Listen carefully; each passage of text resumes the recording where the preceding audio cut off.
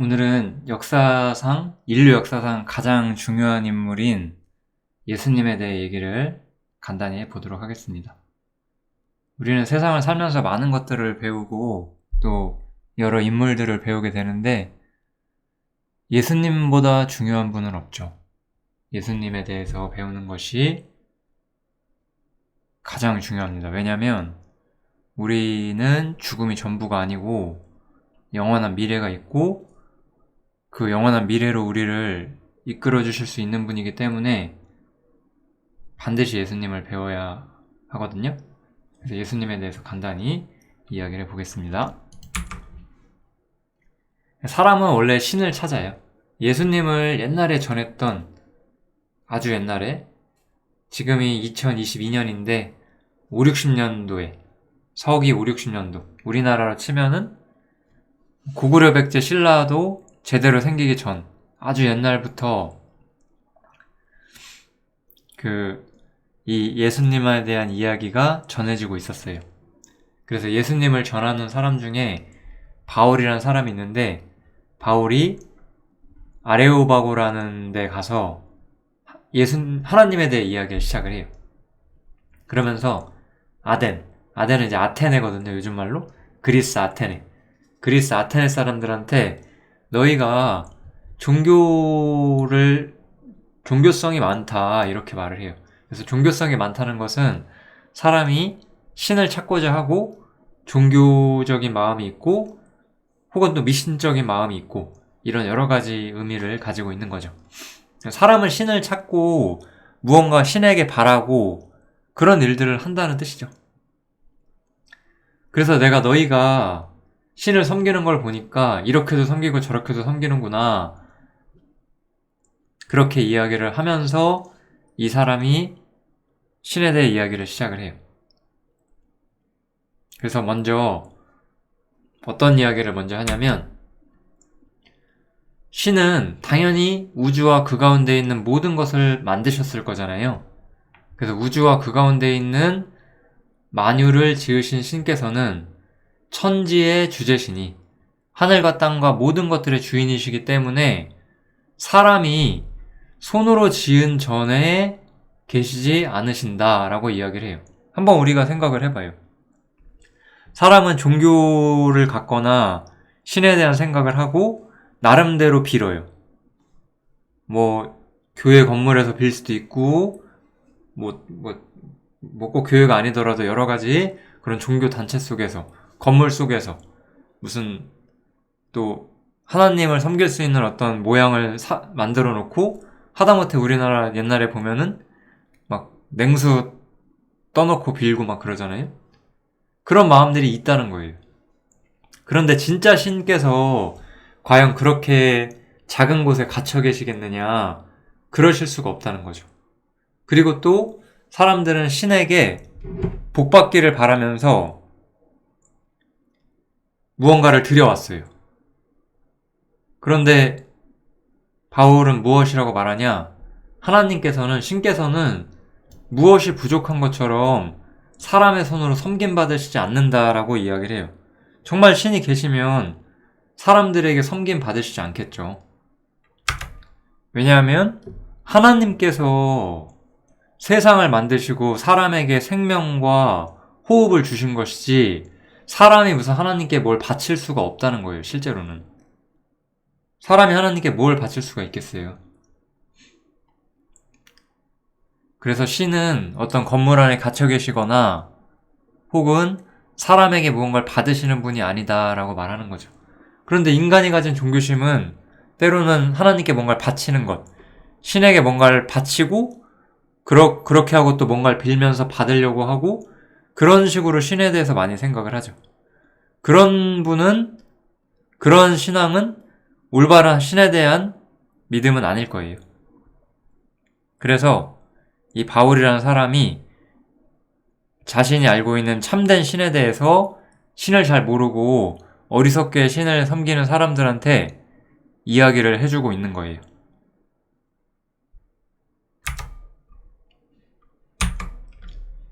그래서 이 바울이라는 사람은 어떠한 것에 대해서 전하냐면은, 하나님께서 하나님을 알게 하도록 한 사람을 이 세상에 보내신다라고 이야기를 해요. 하나님께서 미리 계획하시고 이 세상에 보내시는 한 사람이 있다. 그 사람을 보고 하나님을 잘못 섬겼던 것, 하나님을 믿지 않았던 것에 대해서 마음을 돌이키고 하나님을 찾고 하나님께로 돌아오라라고 이야기를 하면서 어떠한 사람을 정해두셨고 그 사람을 보라라고 이야기를 하는 거예요. 그리고 이 사람은 하나님께서 정하신 사람이고 이 사람을 통해서 하나님께서 천하를, 세상이죠. 세상을 심판하실 것이다 라고 계획을 하셨고 또한 이 사람이 죽은 자 가운데서 다시 살게 돼요. 부활을 하게 된다는 거죠. 이것을 통해서 하나님의 모든 계획이 진실함을 분명히 보였다라고 이야기를 해요. 그래서 이 바울이라는 사람도 사람들이 그냥 헛되게 신을 섬기는 것들에서 벗어나서 하나님의 미리 정하신 한 사람, 그게 이제 예수님이죠. 우리가 오늘 배울 예수님에 대해서 생각을 해보고 그분께서 무슨 일을 하시고 어떤 일을 하시고자 하는지를 살펴보라. 이렇게 얘기를 하는 거예요. 그래서 제가 하나님이 정하신 사람, 예수님께서 하시는 일을 간단하게 이야기를 해보겠습니다. 길지 않게 빠르게 이야기를 한번 해볼게요. 아까 나왔던 성경처럼 하나님께서는 예수님을 통해서 온 세상을 심판하실 것이다 라고 말했어요. 이것은 아직 이루어지지 않았고 장차 이루어지게 될 거예요. 그리고 이 예수님이라는 분은 죽으셨다가 다시 살아나신 분이에요. 이 일은 이미 이루어졌어요. 어떻게 죽은 자가 다시 살 수가 있을까요? 바로 예수님이 특별한 사람이기 때문에 그런 거예요.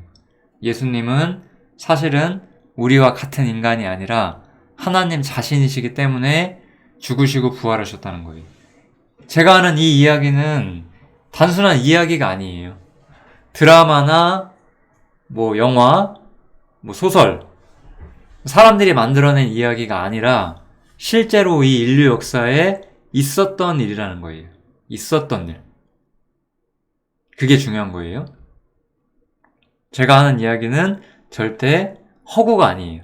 이것은 허구가 아니라 역사고 사실이고 실제로 있었던 일이에요.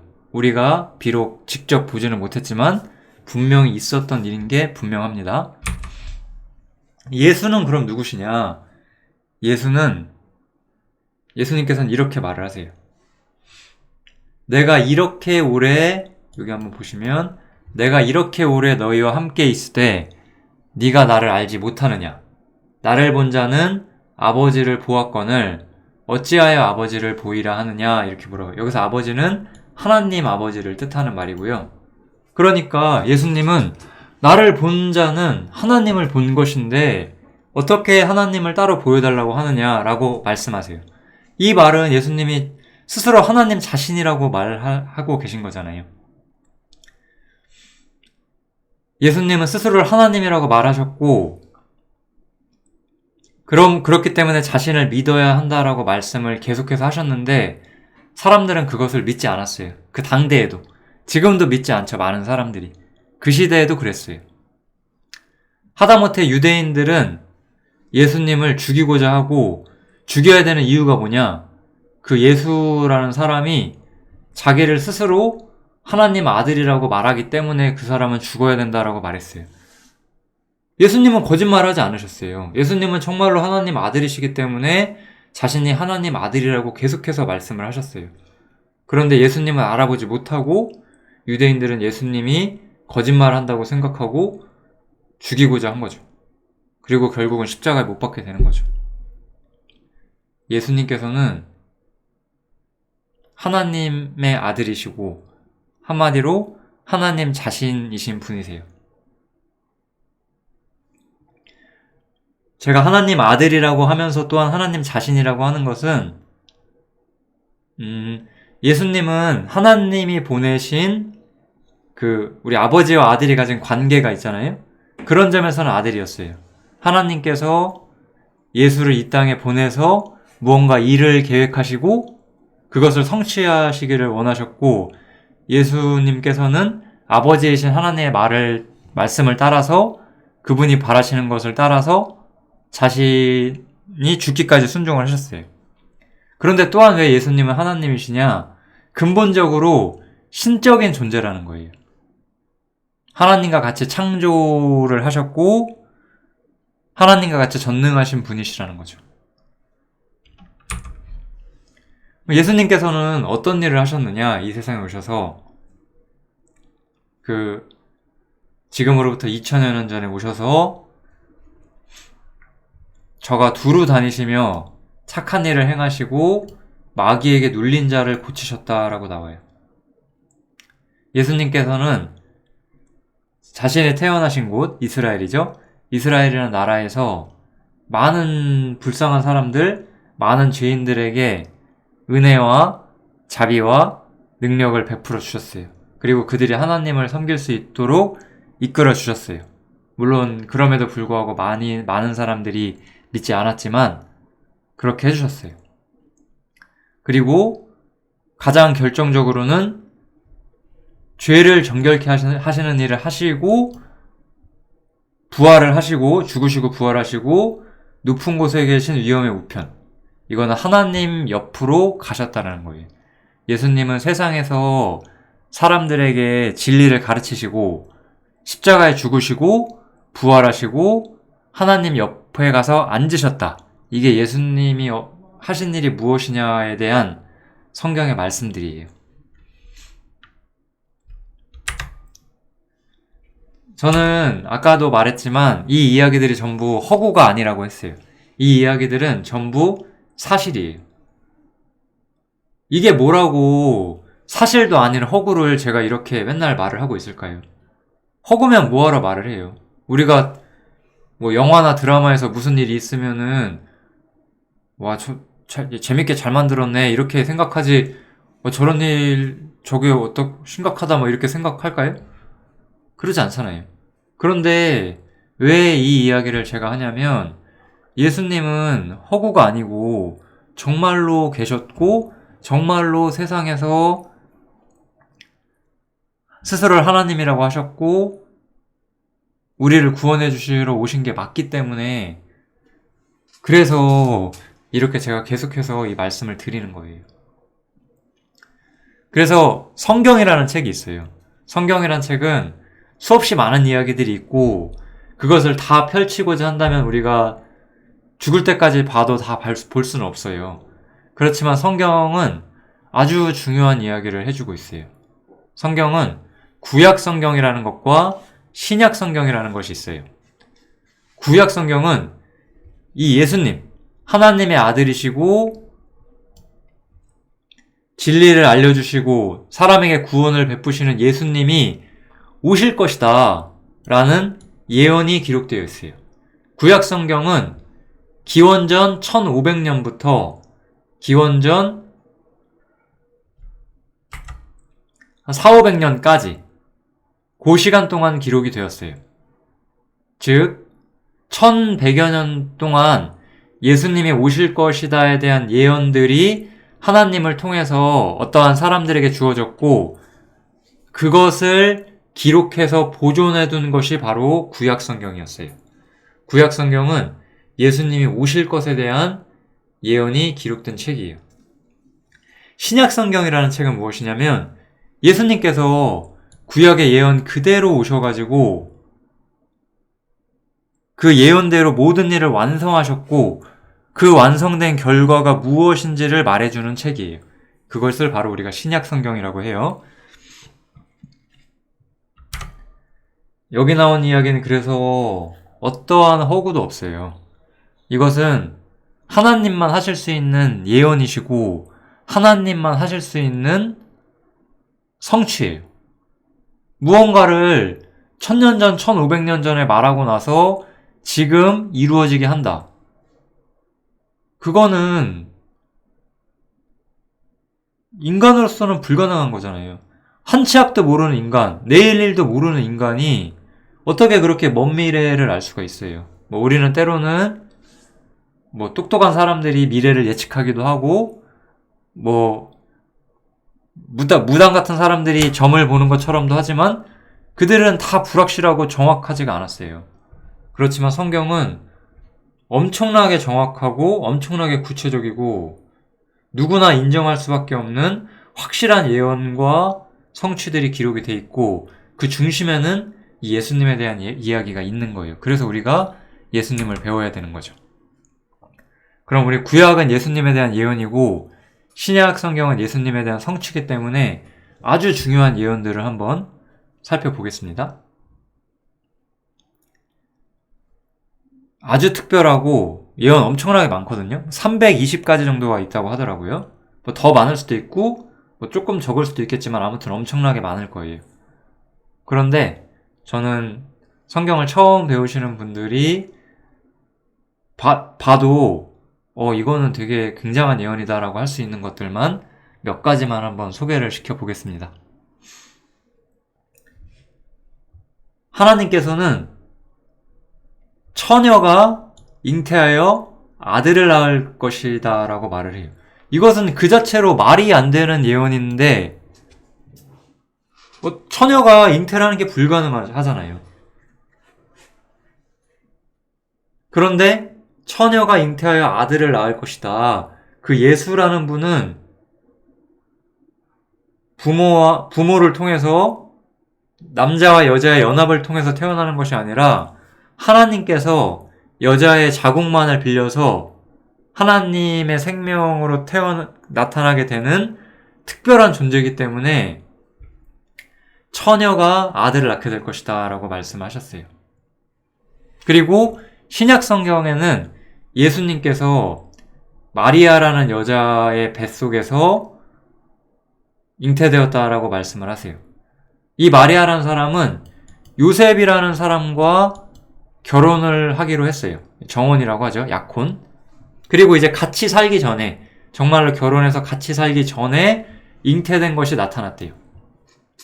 성경은 이런 것에 대해서 구체적인 이야기를 해줘요. 제가 여기서 다 쓰진 않았지만 어떤 이야기가 있냐면 이 요셉이라는 남편 될 사람이 자기 부인 될 사람이 배가 불러오니까 저 여자가 부정한 일을 했구나 라고 오해를 해서 결혼 안 하려고 시도를 하거든요. 그랬더니 하나님의 천사가 이 요셉한테 와서 저 여자가 낳을 아이는 다른 남자의 아이가 아니라 하나님의 아들이시다. 하나님께서 성령으로 그 아이를 잉태하신 것이다. 그러니까 결혼을 해라 라고 명령을 하세요. 그리고 이런 일들은 보편적으로 받아들여져 왔고, 왜냐면 이 마태복음이라는 책은 예수님의 행적을 기록한 책인데 이것이 만약 거짓말이었다면 그 시절에 이 마태복음이 쓰여진 시절에 아무도 이 책을 중요하게 생각하지 않았을 거예요. 그렇지만 성경은 진실이고 성경은 거짓이 없기 때문에 이러한 일들이 그대로 기록이 된 거죠. 성경이 거짓이었다면 기독교는 없었을 거예요. 성경이 거짓이었다면 이렇게 예수에 대한 종교가 예수를 믿는 것이 이렇게 커지지 않았을 거예요. 성경이 없었다면 성경이 이렇게 온 세계에 퍼지지 않았겠죠. 성경은 제가 듣기로는 150개 이상의 언어로 번역이 됐다고 해요. 이 세상에 아무리 잘 만든 이야기들도 어떠한 좋은 책도 150개 이상으로 언어로 번역된 책은 없을 거예요.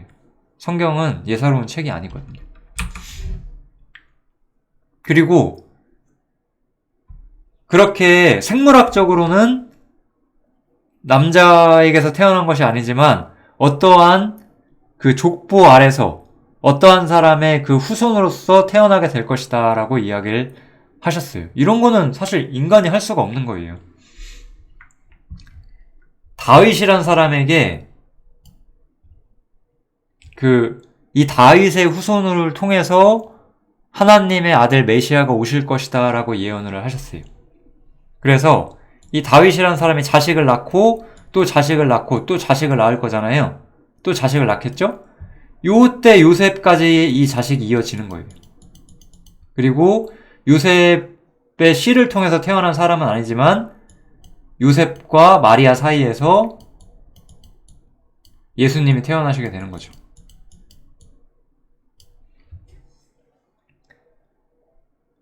어떻게 이런 게 가능하겠어요? 어떤 사람이 이게 계산해보면 한 30대, 31대 후손이거든요? 대충 뭐 정확하지 않을 수도 있지만 다윗 이후에 그 아들에서 31대가 지나면 예수가 태어날 것이다. 정확히 31대라고는 써있지 않지만 예언되지 않았지만 아무튼 그 사람의 자식에서 하나님의 아들 메시아, 그 구원자가 태어날 것이다. 이게 가능할까요? 가능하지 않잖아요, 인간에게는. 근데 그런 것을 말씀하시고 실제로 그렇게 되게 만드세요. 여기서 아브라함과 다윗의 자손, 예수 그리스도의 요 세 개라는 말이 요즘 말로 하면 족보예요. 그래서 마태복음이라는 책에는 예수님의 족보가 기록돼 있어요. 족보. 우리 족보 있죠? 누가 누구를 낳고 누가 누구를 낳아서 내가 어떻게 태어났는지. 예수님이라는 분은 그 위로 가면 이 다윗의 후손으로 오셨다라는 게 기록이 돼 있다는 거예요. 너무 신기하잖아요. 어떻게 이런 걸 할 수가 있겠어요? 또한 태어날 장소가 예언이 되었어요. 이런 게 어떻게 가능하겠어요?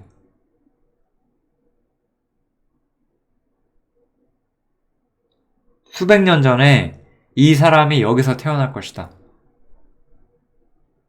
500년, 예를 들어 500년 전에 어떤 사람이 내가 여기에 태어날 것이다. 내 후손이 뭐 서울에서 태어날 것이다. 그렇게 말한다면은 너무 놀랍잖아요. 어떻게 그런 게 가능하겠어요? 그래서 베들레헴에게서 이스라엘을 다스릴 자가 내게서 나올 것이고 그의 근본은 상고 태초다. 이거는 하나님 자신이라는 말이죠. 예수께서 유대 베들레헴에서 태어나심에 라고 돼 있어요. 태어나시는 장소가 기록이 돼 있다는 거예요. 너무 놀랍잖아요.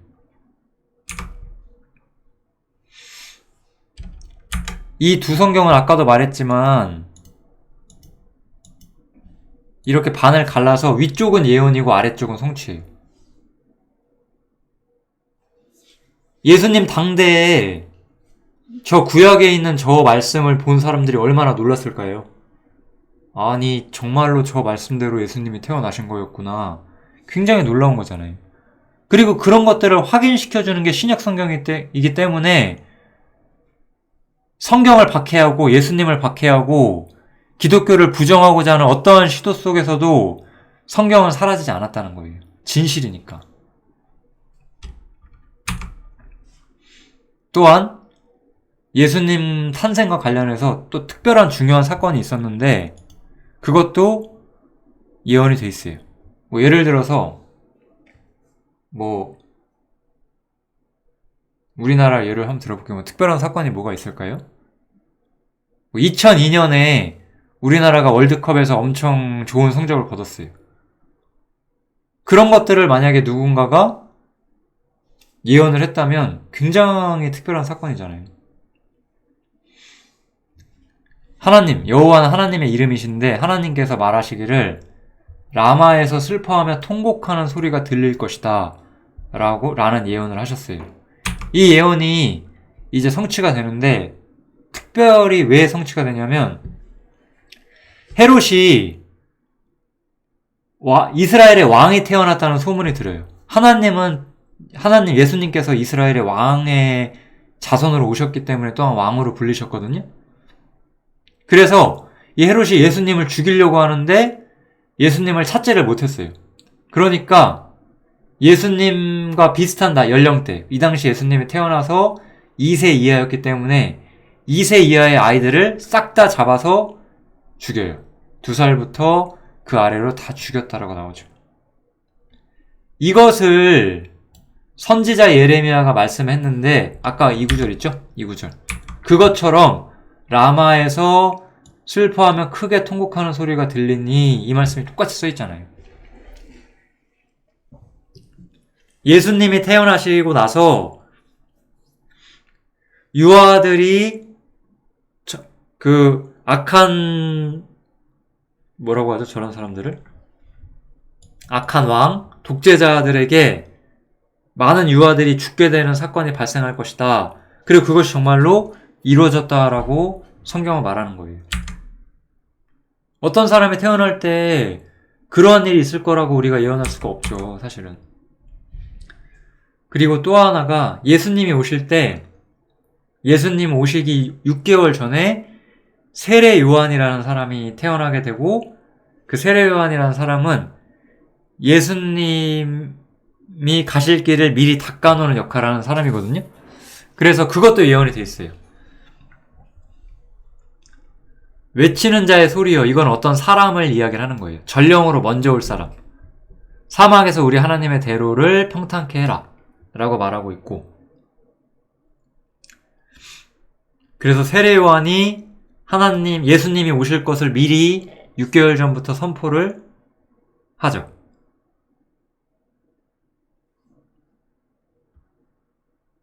마찬가지로 이 세례 요한이 이렇게 예수님을 미리 전하는 것을 보고 이 성경을 기록하는 사람들이 말을 하는 거예요.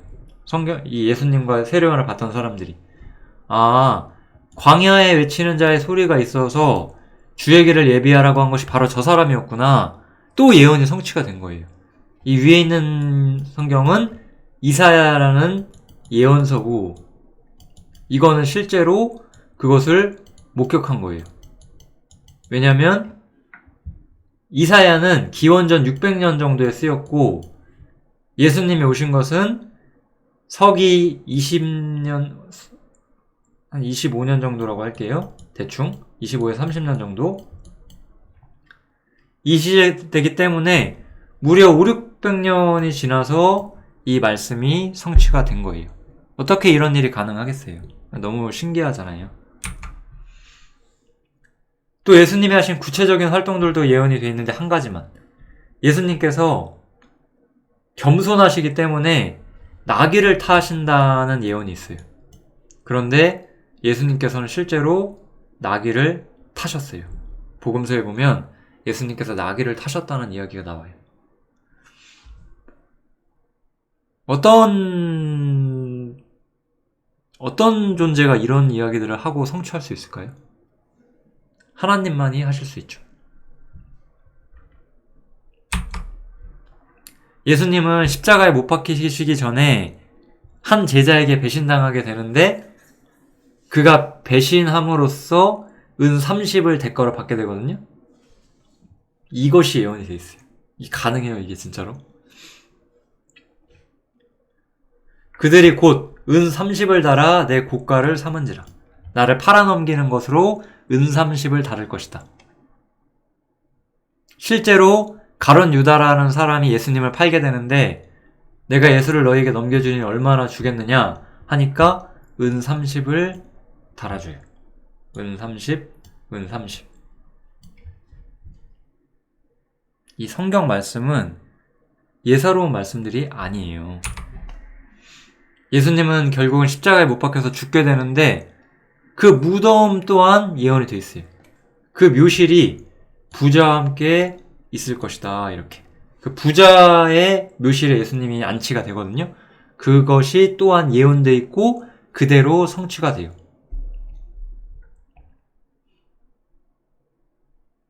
어떠한 무덤에 앉힐 것인지가 정확히 묘사가 돼 있다는 거죠. 이 모든 것들을 우리가 다 보는 거예요, 이렇게 함께.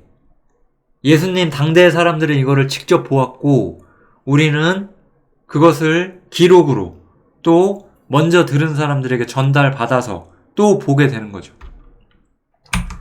그래서 이 성경은 예수님에 대한 책이에요.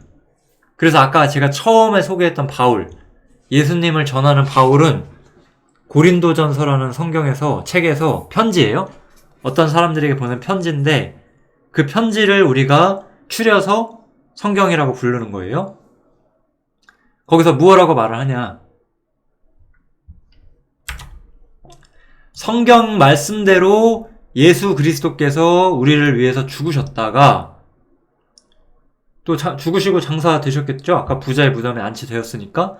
또 성경이 말씀하는 대로 사흘 만에 다시 살아나셨고, 살아나신 다음에 개발한 사람에게, 또 12제자에게, 그 다음에 500여 명의 사람들에게 일시에 보이셨다라고 성경은 말씀을 하고 있어요.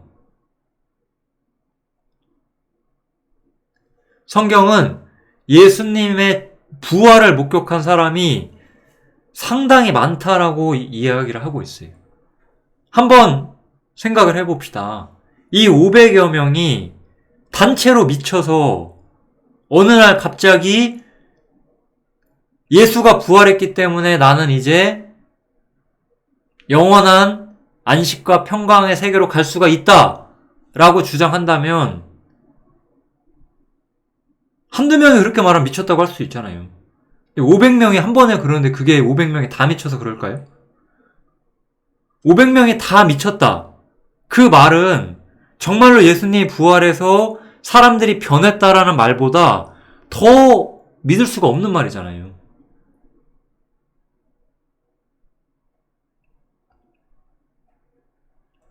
사람의 말이라는 것은 그런 거잖아요. 정말 성경대로 죽으시고 다시 부활하셨다는 거예요. 예수가 정말로 부활했고 결국 이 신약 성경이라는 것, 우리가 말했던 예수님의 성취를 이야기하는 이 책은 예수께서 다시 부활하셨다는 것을 우리에게 가르치는 책인 거예요. 그럼 왜 예수님의 부활이 중요하냐? 아까 말했던 바울 사도는 이런 말을 또 해요. 어떤 사람들은 죽은 자 가운데 부활이 없다라고 생각할 거예요. 야, 죽으면 끝이지 부활이 어딨어? 이렇게 말할 수도 있겠죠. 그런데 바울은 여기서 어떻게 말을 하느냐? 만약에 죽은 자가 부활하지 않는다면 예수 그리스도께서 부활하지 않으셨을 것이다 라고 말해요. 그러니까 이 성경은 이게 중요한 거예요. 성경대로 예수님이 정말 부활했다면 여러분도 죽음이 끝이 아닌 거예요. 우리가 부활이 있냐 없냐를 우리끼리 다투는 건 아무 의미가 없어요. 우리는 미래를 알 수가 없으니까. 그런데 예수님께서 정말로 부활했다면 죽은 자가 반드시 부활할 것이다 라고 말하고 있는 거예요. 만약에 죽은 자가 다시 사는 것이 없다면 하나님께서는 예수를 다시 살리지 아니하셨을 것이다. 이것 또한 분명한 사실인 거죠. 죽은 자가 부활하지 않는다면 하나님께서는 예수님을 살리지 않으셨을 거래요. 그런데 하나님께서는 예수님을 살리셨잖아요. 왜냐? 죽은 자가 다시 살 수 있으니까. 인생은 죽음이 끝이 아니거든요.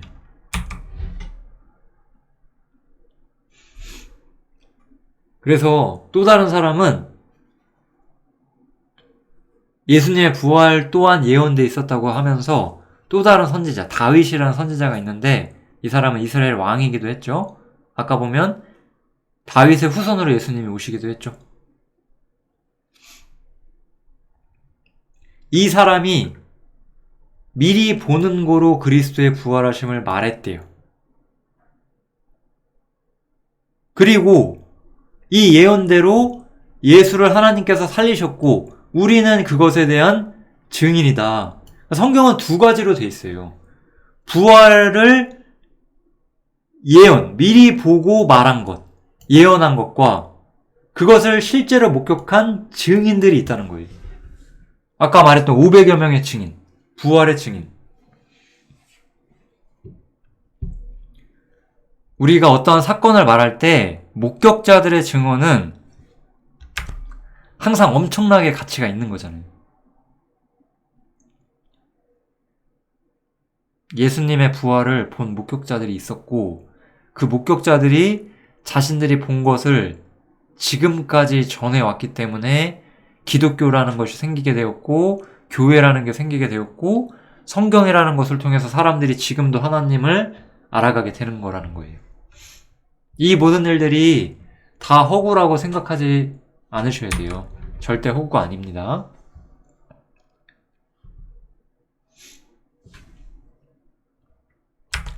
이제 마지막으로 이야기할 것은 우리 자신에 관한 거예요.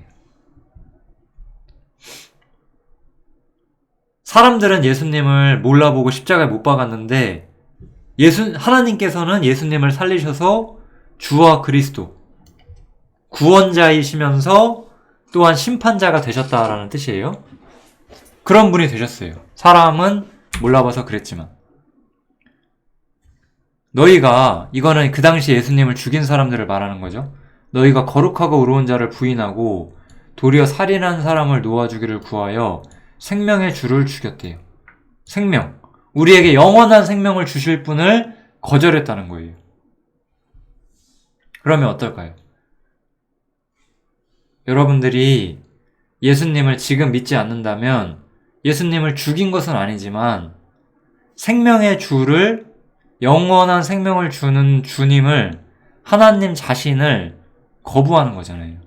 하나님께서는 영원한 생명을 주시기 위해서 아들을, 예수님을 우리에게 보내신 거예요. 근데 내가 그것을 거절한다면 나는 영원한 생명을 얻을 수가 없겠죠. 부활을 통해서 하나님의 나라에 들어갈 수가 없을 거예요. 천국에 들어갈 수가 없을 거라는 거예요. 예수님께서는 심판자로서 다시 오실 거예요. 이것은 하늘로 주 예수께서 아까 죽으셨고 하늘에 가서 하나님 옆에 계시다고 했죠? 언젠가 다시 예수님께서 이 땅에 오세요. 그리고 사실 예수님이 오시기 전에 이미 죽은 사람들도 있죠. 그들도 예수님을 만나게 돼요. 심판자로서. 그때 어떤 일이 일어나게 될까요? 하나님을 모르는 자들과 우리 주 예수의 복음을 복종치 않는 자들에게 형벌을 주실 것이다 라고 나오죠. 왜? 생명의 주잖아요. 생명을 준다고 했는데 생명을 받지 않으면 인간은 형벌을 받을 수밖에 없다는 거예요. 왜냐하면 인간은 악하기 때문에. 하나님께서는 인간이 악하지만 생명과 영생과 축복을 주시길 원했어요. 근데 인간이 거부를 했어요. 그랬으면 인간은 원래 본래의 자리대로 벌을 받는 게 당연한 거잖아요. 그래서 어떤 사람들은 벌을 받지만 어떤 사람들은 영광, 그의 성도들에게서 영광을 예수님께서 얻으신다고 나와 있죠. 어떤 사람들은 예수님과 함께 영원한 기쁨을 누리게 돼요. 어디로 가시고 싶으세요? 예수님께 심판을 받는 게 낫겠어요? 아니면 예수님과 함께 영원한 복을 누리는 게 낫겠어요? 그 얘기를 하는 거예요, 지금. 예수님이 세상을 심판하는 것은 사실 당연하다고 우리가 생각을 해야 돼요. 한번 제가 어떠한 나라를 한번 비유를 해볼게요. 어떤 왕이 다른 나라랑 전쟁을 하고 있는데 이제 그 자신의 아들을 평화사절단으로 보냈어요. 우리가 이제 너희와 화평하길 원하고 너희를 도와주겠다 이렇게 했어요. 그런데 그 적 나라가 그 아들을 무시하고 죽였어요. 그러면 그건 무슨 행동이죠? 우리가 사신을 죽이는 건 뭐죠? 그건 이제 전쟁하겠다는 뜻이잖아요. 국가 외교적으로도 그렇잖아요.